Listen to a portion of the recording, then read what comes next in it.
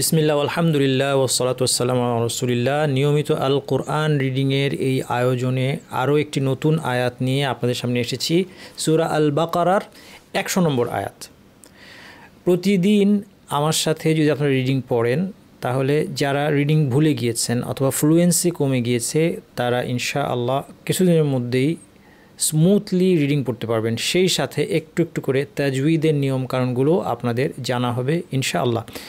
একটি পর্ব যেন মিস না যায় এই জন্য অবশ্যই আমার 2 মিনিট কোরআন চ্যানেলকে সাবস্ক্রাইব করুন। আজকে আমরা এই আয়াতে একটা ছোট্ট নিয়ম দেখব, একটা হরফ সম্পর্কে আমরা দেখব যে হরফটা আমাদের কাছে খুব সহজ মনে হতে পারে কিন্তু আসলে এটাও শেখার বিষয় আছে। সেই হরফটা হচ্ছে হা। এখানে কয়েকটা হা আছে, হা, আহদা, নাবাদাহু, মিনহুম, আকসারুহুম। বিশেষ করে হাতে যখন সুকুন থাকে তখন আমাদের হায়ের আওয়াজ এবং বাতাসের মধ্যে একটা ব্যালেন্স রক্ষা করতে হবে, কারণ হা এমন একটা হরফ যার আওয়াজটাও জারি থাকে বাতাসটাও জারি থাকে। হায়ের মাখরাজটা যদি আমরা একটু দেখে নিই, এটা হচ্ছে আমাদের যে কণ্ঠনালী একদম সোর্স যেটা, যেখানে ভোকাল কর্ডস অবস্থিত, সেই জায়গা থেকে 2টা হরফ আসে, হামজা এবং হা। হামজা উচ্চারণের সময় আওয়াজ এবং বাতাস বন্ধ থাকে, কিন্তু হা উচ্চারণের সময় পর্দা দুটো ফাঁক হয়ে যায় এবং সেখান দিয়ে আওয়াজ এবং বাতাস দুইটাই জারি থাকে। বিশেষত যখন সুকুন অবস্থায় আসবে, যেমন এই শব্দটা আপনারা লক্ষ্য করেন, এই শব্দটা উচ্চারণ করতে গেলে আমাদেরকে আওয়াজ এবং বাতাসে ব্যালেন্স করতে হবে। যদি পুরোটাই বাতাস হয়ে যায় তাহলে আওয়াজটা ঠিক হবে না। যেমন কেউ যদি বলে আহ আহ আহ দা আহ, পুরো বাতাসটা চলে গেল একসাথে, এটা ঠিক হবে না। তাকে বাতাসটা কন্ট্রোল করে ছাড়তে হবে যেন হায়ের আওয়াজটা শোনা যায়। বলতে হবে আহদা আহদা আহদা। আওয়া কুল্লামা আহাদু আহদান নাবাদাহু ফারিকুম মিনহুম বাল আকসারুহুম লা ইউমিনুন। এইভাবে আমাদেরকে হা উচ্চারণ করতে হবে। হা উচ্চারণের সময় যে বাতাস জারি থাকার বৈশিষ্ট্য, এই বৈশিষ্ট্যের একটা নাম আছে, এটা আমরা একটু শিখে নিই আজকে। এই নাম হচ্ছে হামস।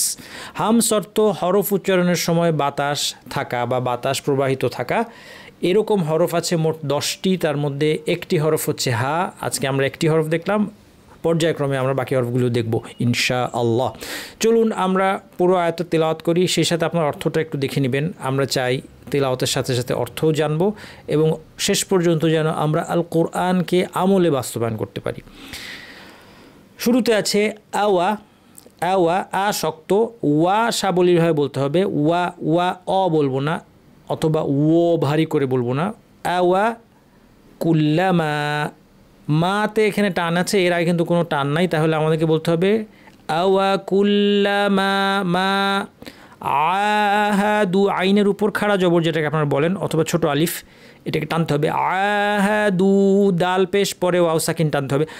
আহাদু আহদান, দান দালের তানউইন গিয়ে এই নুনকে ধরবে, লম্বা গুন্না তাসদিদ আছে।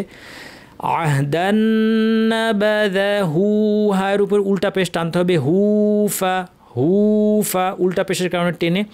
নাবাদা, নাবাদা কোনো টান নাই, হুতে টান। নাবাদা হুফারি, রি টানতে হবে কারণ রজের ইয়া সাকিন, রি।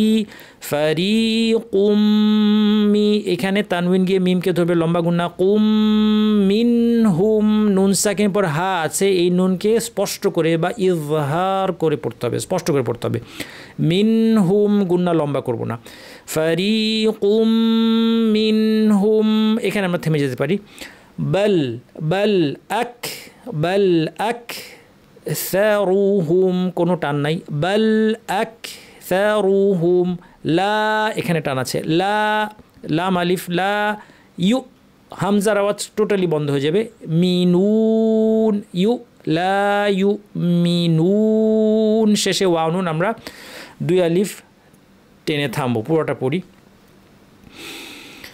আওয়া কুল্লামা আহাদু আহদান নাবাদাহু ফারিকুম মিনহুম বাল আকসারুহুম লা ইউমিনুন।